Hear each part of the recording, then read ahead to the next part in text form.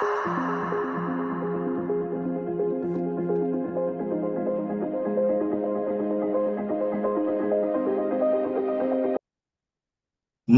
that being said, let's look at the overview. Now, in this course, we're going to try as much as possible to review a whole lot. And then, like Mr. Mo was saying, it depends on you as an individual, right? How hungry you are. You know, read the material that's going to be on the portal. I'm going to make sure everything that I know will help, I'll put it on the portal.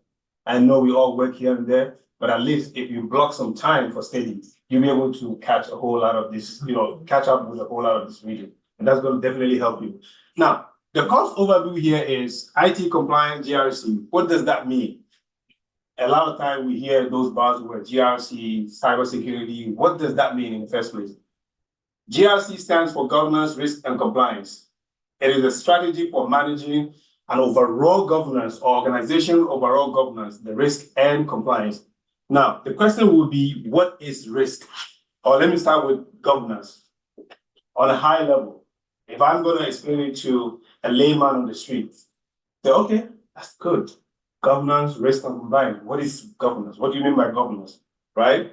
Now, we're going to be looking at that. Or what do you mean by risk, right? It's just a broad word out there, right? What do we mean by that? And compliance. All right. Now, it also refers to the adherence of organization information technology systems, policy, processes, and relevant laws. It ensures that IT practices align with legal requirement, industry standard, and internal policies to protect organizations from all these legal, runaround, right? Because if you are not very careful, one legal encounter will shut down your company, right? So it's very important. IT compliance is an essential component of what? A robust IT governance framework. This helps to ensure organizations' ITs are secure, reliable, and aligned with regulatory requirements. Now, quickly for IT audit, because I remember I said in the beginning of the class, GRC goes hand in hand with IT audit. And you're going to see why as we progress in this class, right? Now, the IT audit is a systematic evaluation of organization, information system, management, operation, and related processes, right? Because the evaluation is, I'm going to come in as a third person or third-party company. I have no idea what goes on in your company. But the first thing I will do is that I'll look at your policies. I will read your policies. If I'm going to be testing your access control, how do you grant user access to use this system? Because this system is what? Very important because it relates to the financial reporting that's going to affect your banks, or is related to any model that you use in the hospital that's going to affect patient, information. Now, if I come in, I'm going to audit this system. I'm going to read around it. How do you grant access for users to be on this system? Does somebody approve the access, right? The requester and the approver, they should be different people, right? They should not be the same people because that will create a problem.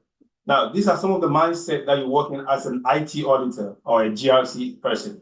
And we're going to be looking at that.